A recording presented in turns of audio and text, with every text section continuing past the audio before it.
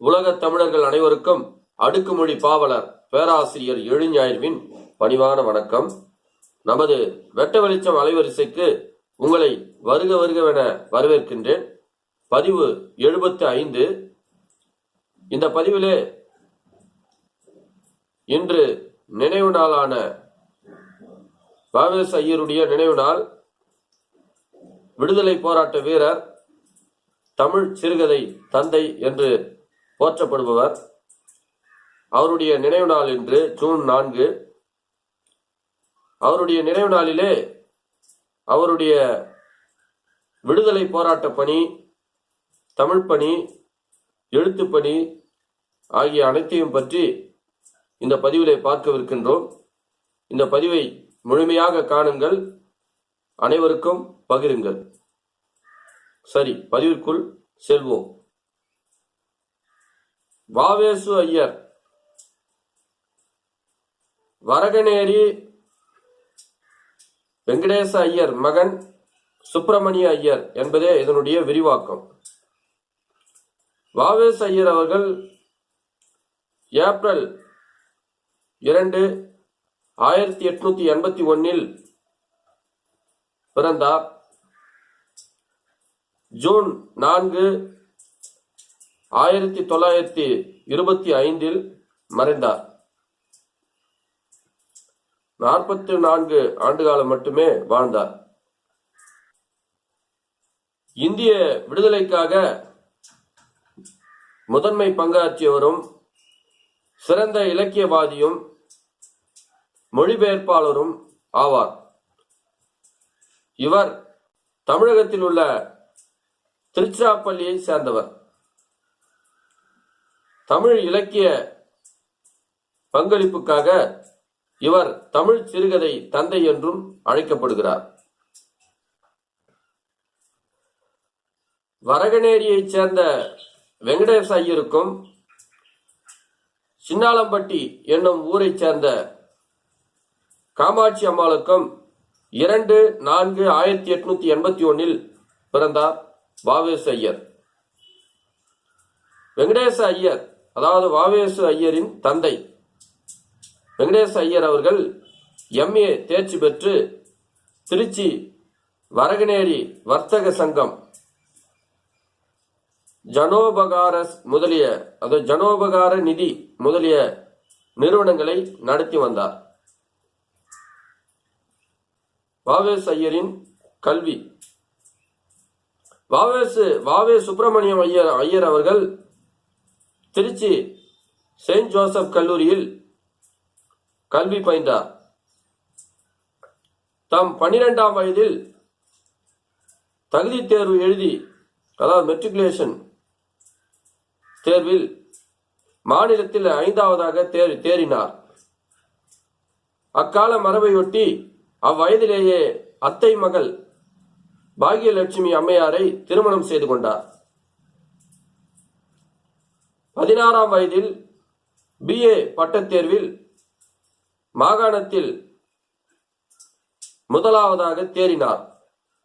பின்னர் சென்னை சென்று வக்கீல் பரீட்சையில் முதல் பிரிவில் தேறி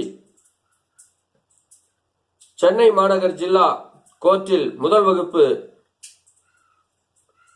பிளீடராக சேர்ந்து வக்கீல் தொழில் நடத்தினார். கிரேக்கம், லத்தீன், பிரெஞ்சு, ஆங்கிலம், சமஸ்கிருதம், தமிழ் ஆகிய மொழிகளில் ஆழ்ந்த புலமை பெற்றவராய் விளங்கினார். வ.வே.ஸ். ஐயரின் தொழில். வழக்கறிஞர் பட்டம் பெற்றதும் 19ஆம் வயதில் திருச்சி திரும்பி வழக்கறிஞர் தொழில் நடத்தி வந்தார். இவரின் மைத்துனர் பசுபதி ஐயர் என்பார் இவரை ரங்கூனுக்கு அழைத்துச் சென்று பாரிஸ்டர் கல்வி பயில வைக்க திட்டமிட்டார். 1907 வ.வே.சு. ரங்கூன் வழி லண்டன் சென்றார். லண்டன் சென்று பாரிஸ்டர் பட்டம் பெற வேண்டும் என்ற விருப்பத்தின் அடிப்படையில் லண்டன் சென்று அங்கு இந்தியா ஹவுஸில் தங்கினார். லண்டனில் அரசியல் போராட்டம். பட்டம் பெற வந்த வாவேசு ஐயர் அவரை சுதந்திர வீரனாக்கியது இந்தியா ஹவுஸ். அங்கு அடிக்கடி சென்றபோது தீவிர தேசிய இயக்கவாதியான வீர சாவர்கர் போன்ற புரட்சி வீரர்களின் தொடர்பு அவருக்கு கிடைத்தது. ஷாம்ஜி கிருஷ்ணவர்மா, விநாயக் தாமோதர் சாவர்கர், TSS ராஜன் போன்றவர்களின் நட்பு இந்தியா ஹவுஸில் ரகசியமாக இயங்கி வந்த அபிநவ பாரத் சங்கத்தில் வாவேசுவை உறுப்பினராக சேர வைத்தது. பிபின் சந்திரபால், லாலா ஹரிதயால், மேடம் காமா முதலியோருடன் ஒன்றி பழகினார்.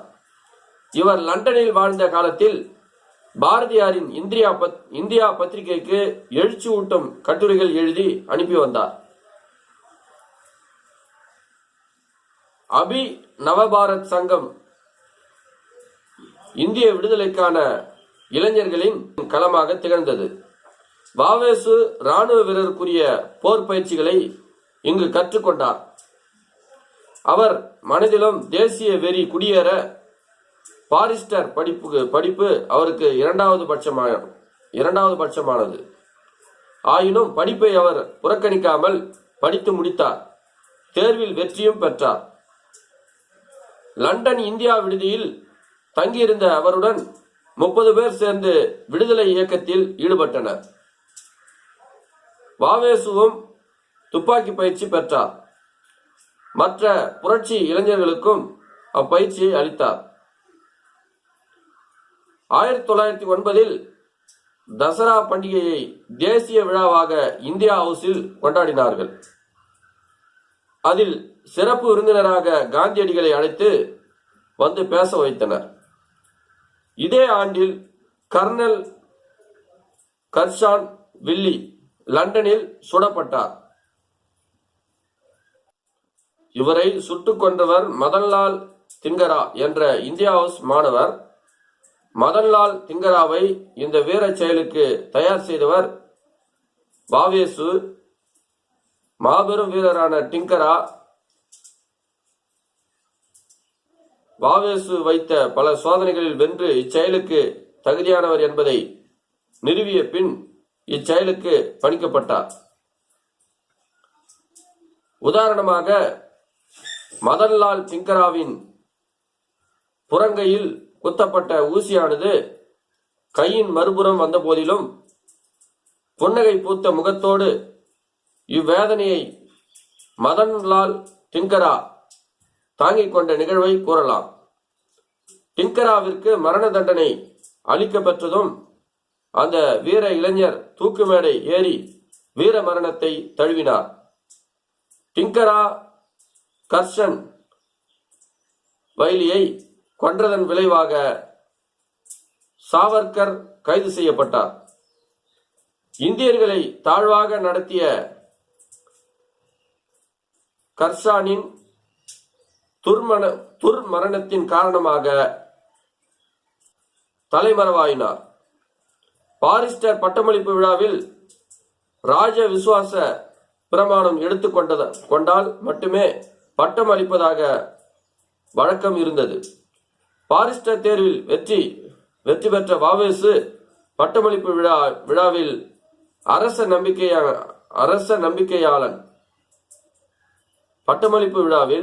அரச நம்பிக்கையாளன் உறுதிமொழி எடுக்க மறுத்தார். பட்டமும் பெறவில்லை. பட்டமளிப்பு விழாவில் ராஜ விசுவாச பிரமாணம் எடுக்க மறுத்ததால் அவரை கைது செய்ய ஆங்கில அரசு ஆணையிட்டது. விநாயக் தாமோதர் சாவர்கரை மாறு வேடத்தில் வாவேசு சந்தித்தார். அப்போது சாவர்கர் வாவேசு ஐயரை எவ்வாறாயினும் இந்தியா தப்பி செல்ல கூறினார். அவ்வண்ணம் வாவேசு ஐயரும் சீக்கியர் போல் வேடம் பூண்டு பிரான்ஸ் சென்றார். அங்கே அவரை வேவு பார்க்க வந்தவரிடம் தாம் வீர விக்ரமசிங் என்ற சீக்கியர் என்று கூறி ஏமாற்றி துருக்கி கொழும்பு வழியாக பயணம் செய்தார். அப்பயணம் வீர தீர சாகச செயல்கள் நிறைந்தது. மாறுவேடத்தில் ஐரோப்பிய நாடுகள் பலவற்றிலும் பல பிரிட்டிஷ் உளவாளிகளை வெற்றிகரமாக ஏமாற்றி பயணம் செய்த பின் 1910 அக்டோபர் 9 வாவேசு புதுச்சேரி வந்தார். புதுச்சேரி அரசியல் வாழ்க்கை. மண்டயம் சீனிவாசாச்சாரியார், அரவிந்த கோஷ், மகாகவி பாரதியார், நீலகண்ட பிரம்மாச்சாரி, வாரா போன்ற மற்ற வீரர்களோடு இணைந்து இந்திய விடுதலைக்கு போராடினார். இங்கும் வாவேசு இந்தியா பத்திரிகைக்கு தொடர்ந்து எழுதி வந்தார். இங்கு தர்மாலயம் என்ற இல்லம் அமைத்து சுதந்திர போருக்கு வீரர்களை தயாரிக்கும் விதமாக அவர்களுக்கு குத்துச்சண்டை, குஸ்தி, சிலம்பம், துப்பாக்கி சுடுதல் போன்ற பயிற்சிகளை வாவேசு கற்பித்தார். வாவேசு தமது உலக்கிடக்கையாக விளங்கிய கொரில்லா புரட்சி முறைகளை முதிர்ந்தவர்களுக்கு புகட்டியதுடன் துப்பாக்கி சுடும் பயிற்சியை விடுதலை வேட்கைகளுக்கு அளித்தார். சங்கேத பாஷையில் செய்தி பரப்பி தேச விடுதலை உணர்வுக்கு உரமிட்டு ஊக்கி வளர்த்தார். முதல் உலக போரின் போது வாவேசுவை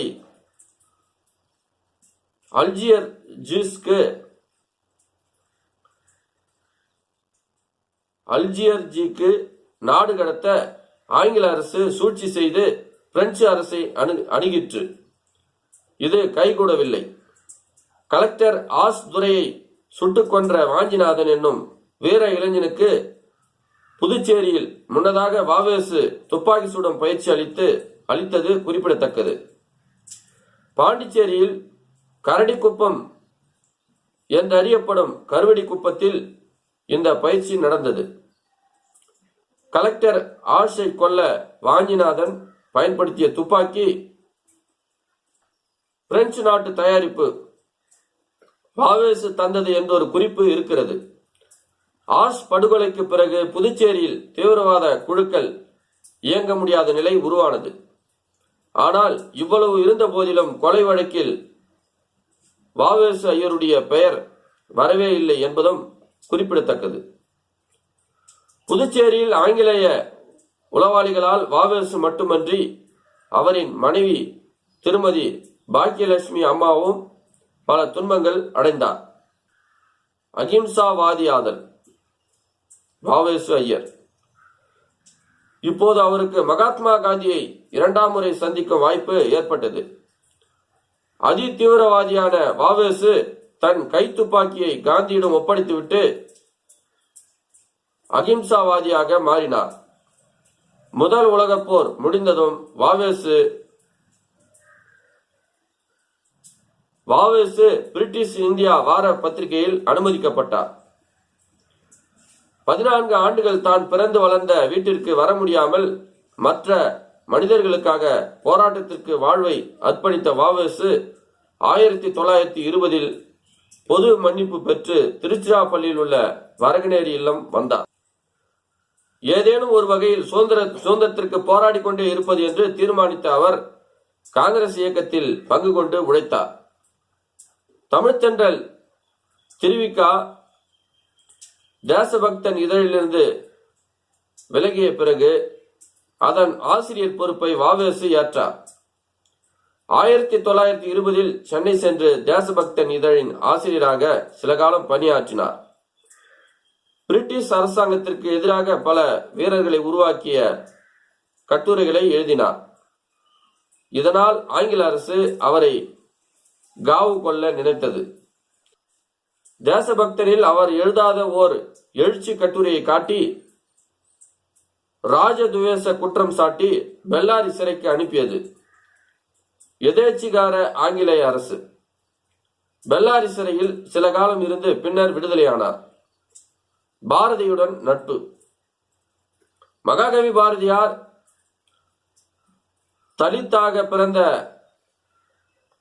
ரா கனகலிங்கத்துக்கு பூணூல் அணிவித்த புண்ணிய நிகழ்வை தலைமை தாங்கி நடத்தியவர் வ.உ.சி. ஐயர் ஆவார்.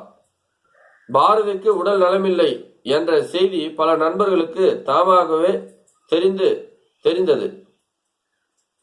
தாம் எழுதாத ஒரு தலையங்கத்திற்காக செப்டம்பர் 11ஆம் தேதி அன்று கைது செய்யப்பட்டு சிறைக்கு சென்று கொண்டிருந்த வ.உ.சி.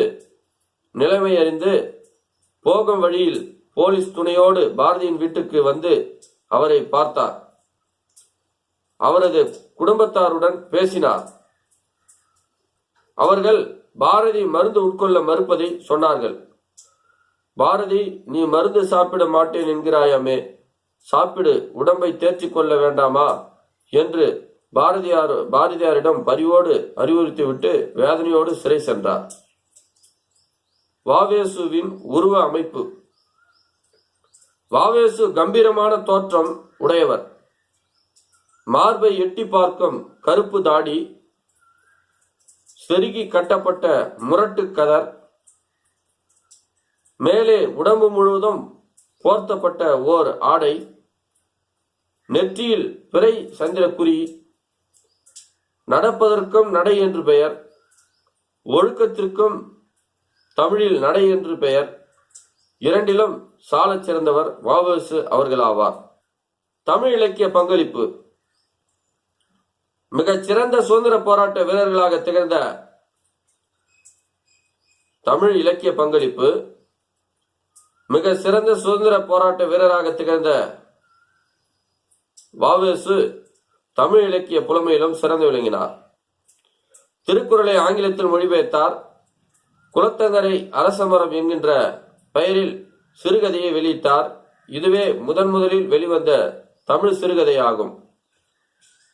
இவரது மங்கையர்க்கரசியின் காதல் என்ற புத்தகம் தமிழில் வெளிவந்த முதலாவது சிறுகதை தொகுதியாகும். 1921-22 காலப்பகுதியில் பெல்லாரி சிறையில் 9 திங்கள் சிறைப்பட்ட அவர் கம்பராமாயண ஆராய்ச்சி என்னும் நூலை ஆங்கிலத்தில் எழுதினார். என்றோ வெளிவந்திருக்க வேண்டிய இவ்வாய்வு நூல் 1950 தான் வெளிவந்தது. கிரேக்கம், லத்தீன், பிரெஞ்சு, ஆங்கிலம், சமஸ்கிருதம் போன்ற மொழி காவியங்களை மூல மொழியிலேயே படித்தறிந்து ஒவ்வொரு பாத்திரமாக ஆராய்ந்து அழகிய ஆங்கில கட்டுரையாக வடித்தார். இந்நூல் பின்னர் 1990 2ஆம் பதிப்பாக வெளிவந்தது. கம்பராமாயண பாலகாண்ட பதப்பிரிப்பு பதிப்பையும் கொணர்ந்தார். கம்ப நிலையம் என்ற நூல்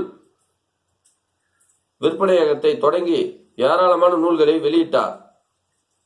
பல மொழிபெயர்ப்பு நூல்களை வடித்தார். லண்டனில் இருந்தபோது பாரதியின் இந்தியா இதழில் லண்டன் கடிதம் என்ற பெயரில் தொடர்ந்து எழுதினார். மாஜினியின் சுயசரிதை, கரிபால்டியின் வரலாறு, நெப்போலியன், தன்னம்பிக்கை, கம்பராமாயணம் ஓர் ஆராய்ச்சி போன்ற நூல்களை எழுதியுள்ளார்.